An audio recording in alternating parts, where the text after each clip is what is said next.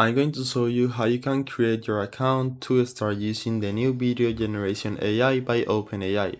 This is called Sora, and to access it, all you need to do is go right here. If you log in ChatGPT, you will see the Sora option right here, or you can also go to sora.chatgpt.com. So now you just need to put your birthday right here, click on next, and now you are ready to go. Now you have your Sora account. You can click on Explore Sora.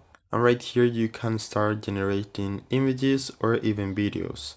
So if you go, for example, to top, you can see the top generations of today, or you can filter it by week, month, or all time. So we can also see how good those videos look like. Those are very professional videos and images.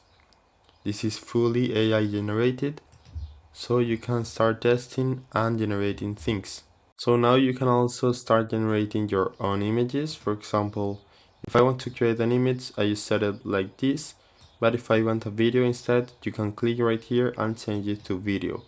So if you want to create videos, you will need an upgraded plan, because for example, if I try to generate a video of a dog chasing a car and I click right here, it will say you don't have an active subscription unless you upgrade your plan. But with the free plan you can generate images, so you can do this.